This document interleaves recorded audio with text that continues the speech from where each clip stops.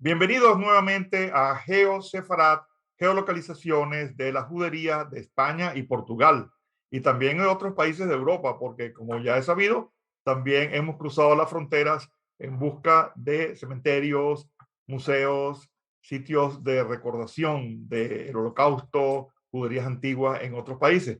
Pero nuestro énfasis es España y Portugal. Y hoy estamos en Ciudad Real, esta hermosa plaza que era Plaza Mayor, era mercado, que tiene una casa muy emblemática que vemos en el fondo, de la cual nos va a hablar nuestro amigo Manuel Cabezas Velasco, quien también es el autor del libro La huida del Jereciarca. Y una de las cosas que me llamó a mí la atención de su libro es que tiene un mapa en su portada. Y muchas veces, gracias a estos mapas, hemos podido geolocalizar a juderías pequeñas, a juderías que nadie sabe que existieron o están desconocidas. Y estas juderías, en nuestro caso, nos ha trasladado hasta Castilla-La Mancha. Hemos llegado a Ciudad Real, también tenemos Almagro, hemos cruzado a Teruel hacia Híjar, donde hay historias recientes de lo que se está haciendo con las juderías, y finalmente pues hemos pasado también en el mapa por Valencia. Entonces vamos a comenzar esta conversación virtual. Exploremos Sefarat de la mano del autor Manuel Cabezas Velasco. Manuel es un autor y trabaja en museos en su ciudad de Ciudad Real. Nació en Ciudad Real y fue formado en la Universidad de Castilla-La Mancha. Esta es su primera novela, La huida del Jereciarca, de la cual también nos va a hablar.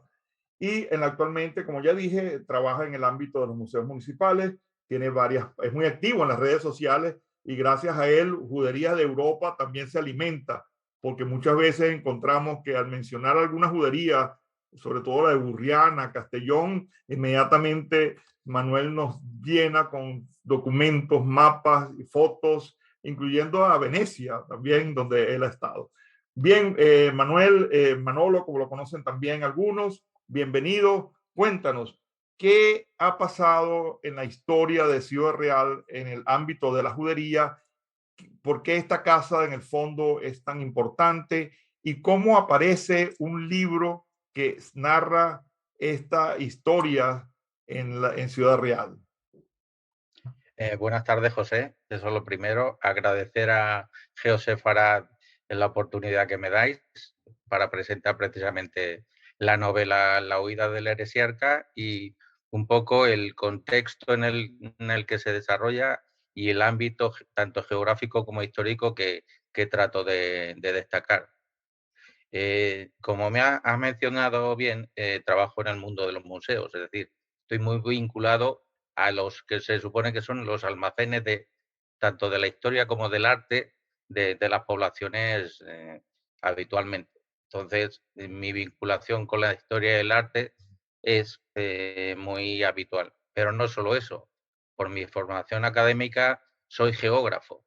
Entonces, como has mencionado, casualmente, ese mapita es un guiño a mi propia formación académica, dada mi vinculación con el mundo de los mapas, de los planos y ese tipo de cuestiones. Como sabes, yo tampoco soy historiador, ni arqueólogo, ni escritor. Yo me dedico a la tecnología, a los sistemas de información y los sistemas de información geográfica que han permitido que tengamos estos mapas tan maravillosos digitales, son los que también me permite a mí trabajar. Y justamente cuando encuentro a alguien que le gustan los mapas, la geografía y también lo usa desde el punto de vista artístico, histórico, esto me complace aún mucho más. Casualmente has dado con un geógrafo que por circunstancias de la vida se ha reconvertido, incluso haciendo mis pinitos con la novela La huida del Heresiarca. Como tienes al fondo, es un elemento muy representativo de la ciudad, dado que por mi estrecha vinculación por el mundo a nivel profesional, ese es un edificio que fue antiguo ayuntamiento de la ciudad hasta el segundo tercio del siglo XIX, en que fue declarado estado de ruina. Ese edificio es conocido todavía en la actualidad como la Casa del Arco. Fíjate que cuando fuimos no sabíamos ni que era Casa del Arco y mucho menos que era casa de judería. Pues como te mencionaba, la Casa del Arco seguramente es casi más el final de la historia de la que vamos a hablar que el propio principio, porque casualmente obedece el hecho de que pasase a manos municipales a la confiscación en tiempos de la Inquisición de una casa tienda de un lencero que se llamaba Alvar Díaz y que en 1483 esa casa tienda, porque recordemos, toda esa zona en que justamente está a tu espalda y al fondo de la Plaza Mayor de Ciudad Real, era la zona conocida como Alcaicería. Entonces, donde se vendían telas, brocados, hacían todo tipo de tratos y uno de esos ocupantes era el lencero Álvar Díaz. Luego ya se confiscó por la Inquisición y casualmente aprovechando la visita de Isabel la Católica en 1484 y pasaría a manos del Concejo Municipal que la ocupará como sede durante varios siglos hasta el mencionado segundo tercio del siglo XIX. Y veo que ahí también ocurrieron sucesos dramáticos, ¿no? Veo que hubo también problemas con un incendio, con algo que lo dañó. Eso precisamente es uno de los puntos oscuros que tiene la historia de la judería de Villarreal entonces, porque cuando se desatan un poco los pogroms de 1391 que se inician en Sevilla, Ujú. llegarán a expandirse por todo el territorio de Castilla, llegarán incluso a Aragón, a la propia Valencia, y provocarán la extinción de muchas juderías. Una de ellas será la de Villarreal entonces, la actual Ciudad Real, y como consecuencia de los diferentes avatares de los años posteriores, en un incendio que se declara en esa alcaicería que existía la antigua sede del Concejo Municipal, y dado que los entramados de la época eran de madera, pues acabará arrasando con ella, provocando que la sede del Concejo Municipal durante el final del siglo XIV y prácticamente todo el siglo XV ocupe otra ubicación. Fíjate que ese año de 1391 fue muy importante porque la judería de Valencia también finaliza, o sea, desaparece y muchos judíos se mueven a Sagunto, que es donde yo me encuentro actualmente. Entonces, Sagunto sirvió para recoger a esa cantidad de judíos. Y bueno, y dime, ¿cómo surge entonces el libro en esa ciudad y cuál ha sido tu interés en dar a conocer esta historia en esta época antes de la expulsión de los judíos? Pues casualmente esta novela empezó como un trabajo de investigación sobre la propia inexistencia de una judería. No ya hablemos de a nivel patrimonio, porque Ciudad Real, desgraciadamente, a nivel patrimonial, edificios anteriores al siglo XX solo constatan de un 1% del total y dentro de ese 1% estaría el pasado judío. Entonces, estamos hablando de un porcentaje muy ridículo en la historia de toda la ciudad. ¿Qué ocurre? Que para darle voz a ese pasado que en la actualidad no existe y por plasmarlo en imágenes a modo de recordatorio, se me ocurrió reconstruirla basándome en fuentes que aparecen en libros como el de Jaime Beinar sobre los procesos de la Inquisición, o el más local, como es el de la historia documentada de Ciudad Real, de Luis Delgado Merchán, donde se habla de cómo o sea, el espacio donde se ubicaba la judería de la entonces Villarreal. Eso me llevó a que inicialmente todo esto fuese a través de artículos publicados en miciudadreal.es. De hecho, mi primera publicación se llama La Casa del Judío, como bien ha mencionado, es la que tienes al fondo. Y a partir de ahí ya empecé un poco a hilvanar cómo podría plasmarlo en algún tipo de publicación. Y qué mejor que una novela que es algo menos sesudo, a la hora de que la gente vaya un poco a entrar en materia de algo que le es desconocido. Pero Eso fue no, un poco el inicio. pero no te quedaste nada más en Villarreal, sino también cruzaste la frontera hacia Aragón. ¿Por qué surge Híjar? Eh, no solo Aragón, Híjar y demás, es que el personaje que elegí tenía mucha amiga. Entonces, el conocido heresiarca Sancho de Ciudad no solo ocurre otra cosa que enfadar a los cristianos viejos, a la propia Inquisición, y claro, se tiene que ir muy lejos. Se va en dirección a Aragón, pero no se va solo por el camino. Entonces se encuentra a otros compañeros de viaje que son precisamente los que desembocan en Híjar. Por eso es que tenemos que leer novela, porque a mí me parece muy interesante y esto es lo que yo le digo siempre a todos. Yo me he ocupado en encontrar los sitios, los lugares, los monumentos, las ruinas, las puertas, las sinagogas, pero me parece muy apasionante encontrar a los que cuentan las historias, a los que las escriben y a los que se apasionan por su propio sitio, por sus comunidades. Y entonces cuando hablo contigo, pues me imagino Ciudad Real, me imagino el viaje a Híjar, la cual no la conozco, pero pronto iré. Y me Yo imagino, tampoco. pues, imagínate Valencia. Bueno, eso hemos visto. Hay Sí, muchos eso. escritores que escriben de sitios donde nunca han estado. Y eso me parece también fascinante, porque la imaginación, pues, hay que investigar mucho más. Pero cuéntame, moviéndonos más un poco hacia el presente, hacia tu libro que ya está en muchos sitios, hemos visto que has hecho presentaciones. ¿De qué manera Ciudad Real valora su judería? ¿Cómo la da a conocer? ¿Qué ha hecho? Sé que hay algunas piezas en el museo, hay algo arqueológico. Cuéntanos cuál es el presente de esta judería. Pues, desgraciadamente, como te he mencionado, el patrimonio de Ciudad Real, anterior al siglo XX es muy escaso. Entonces, para hablar de ciertos elementos constructivos y patrimoniales, anteriores, hay que recurrir precisamente a lugares que están descontextualizados, es decir, museos o instituciones que hayan acogido ciertos elementos, en ese sentido.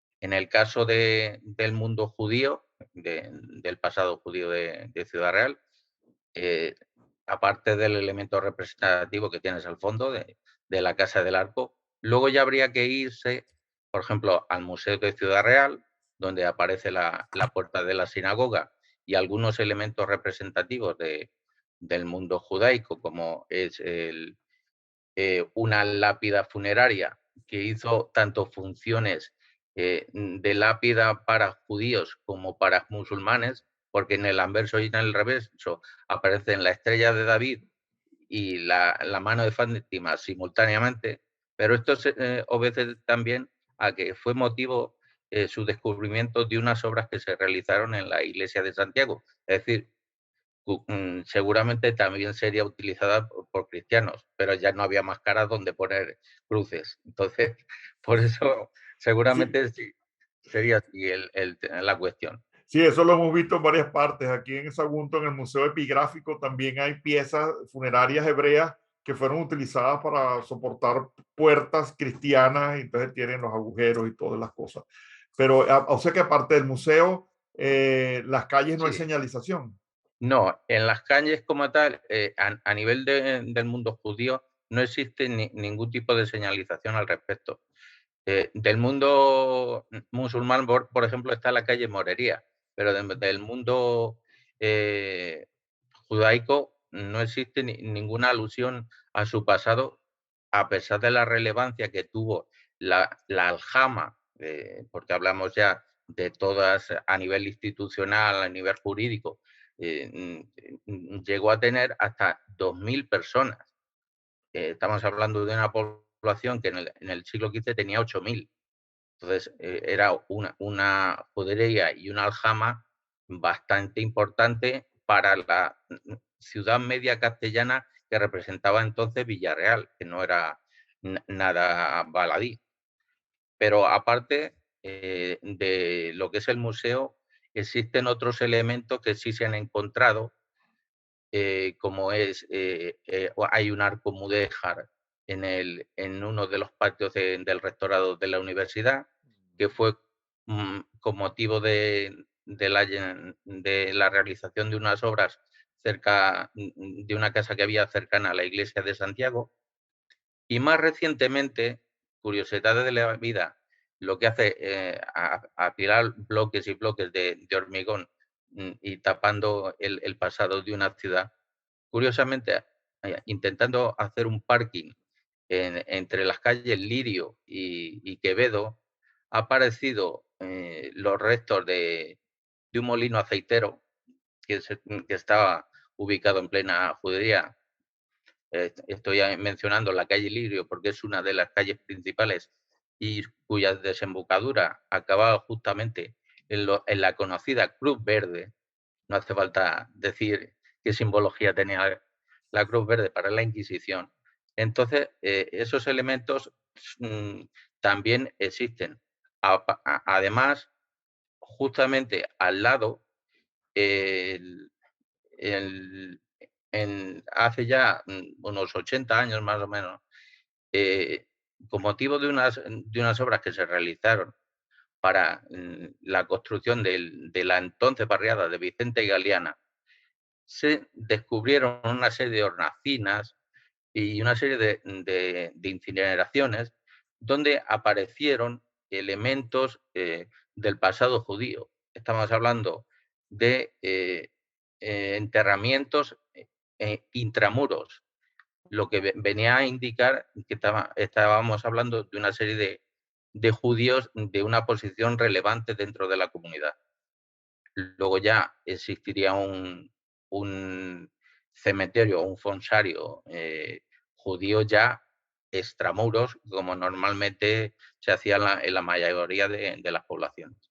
¿Y este cementerio se encuentra ubicado? O sea, ¿dónde estuvo ese cementerio? El cementerio fue casualidad de la vida, no hay ningún registro al respecto, salvo el hecho en sí de que el abuelo de un amigo mío, que también trata mucho los temas de judío, Antonio Martín, eh, casualmente fue el albañil que participó en esas obras y que encontró el, esos restos judíos en el barrio de Vicente Galeán. Por eso la fuente es fiable porque es muy directa. Esto nos pasa en muchas ciudades. A veces Sí, encontramos que la tradición oral, la transmisión del conocimiento de un lado a otro ocurre así con personas que vivieron esas experiencias o conocieron a alguien. Ahora, finalmente, quiero dejar esto lo más breve que podamos dentro sí. de lo interesante que es seguir conversando sobre esto. Quisiera saber, tú estás en un museo a diario con jóvenes, con estudiantes, con padres de familia, tienes un libro muy interesante. ¿Qué piensas tú que debemos hacer o qué estás haciendo tú para que estos jóvenes, familiares y el público en general pueda aprender qué ocurrió en estas juderías y cómo utilizar tu libro desde el punto de vista educativo? ¿Cuáles son tus ideas al respecto? Pues casualmente, a pesar de que este año pasado ha sido un poco complicado con el tema de la pandemia, uno de mis lugares donde presenté la novela fue la escuela de adultos, que aunque no son niños, sí son gente que le gusta seguir formándose y que tuve la oportunidad de presentarla con alumnos de la escuela. Aparte, desde un punto de vista pedagógico, ¿qué valor tiene el libro en sí? Pues, presentar de una forma menos árida lo que es la historia de la propia ciudad, las equivalencias entre las calles antiguas y las recientes, por ejemplo, la propia calle de Libertad actual, en la que entonces era la calle de la Judería, pasó posteriormente a ser la de Real de Barrio Nuevo, para finalmente llamarse de la Inquisición. Era la calle central de la propia Judería la que vertebraba ese ámbito espacial y luego ya habría que apoyarse en las instituciones para que realicen, lleven a cabo una mayor señalética, se impliquen más en ese tipo de cuestiones. Por ejemplo, la Casa del Arco adolece de una simple plaquita donde se menciona el pasado del propio Álvar Díaz. Sin embargo, casualidad de la vida, ha sido rescatada con motivo de que en el 750 aniversario de la ciudad y en el quinto centenario de la primera edición de la primera parte del Quijote apareciese ese reloj Carillón. La gente conoce la historia del reloj Carillón, pero de Álvar Díaz, desgraciadamente, menos. Por eso, uno de los motivos por el que me impliqué para rescatar el pasado judío es precisamente la publicación de este libro. Muy bien, Manolo, nos han mostrado unas facetas diferentes de lo que es Ciudad Real. Ya podemos ir a Ciudad Real no solamente a buscar a Cervantes y al Quijote, sino también a descubrir que debajo de este reloj tan hermoso, tan llamativo, hubo una casa que tiene una historia. Ojalá que las personas, las autoridades puedan colocar esta placa y puedan señalizar también sus calles. Manolo, muchas gracias por esta entrevista. Hay mucho por Encantado. preguntar, hay mucho más por conocer. Tu libro es una herramienta que pienso que debemos seguir promoviendo en el ámbito educativo. Vamos a invitar a todos los que vean este pequeño video a visitar Villarreal, a visitar Ciudad Real, que es como la conocemos actualmente, y también, ¿por qué no?, a Híjar, Almagro, ya que son ciudades que ya hemos geolocalizado en Google Maps. Ya podemos empezar a dar a conocer, como decimos siempre, estas pequeñas juderías olvidadas y desconocidas para todos. Muchas gracias por haber venido a GeoSefarat, conversaciones virtuales, en este caso explorando Sefarat de las manos de nuestros amigos escritores y conocedores de las ciudades. Hasta la próxima y muchas gracias, Manolo, por tu experticia. Encantado, José. Hasta la próxima. Hasta la próxima oportunidad. Muchas gracias. Hasta luego.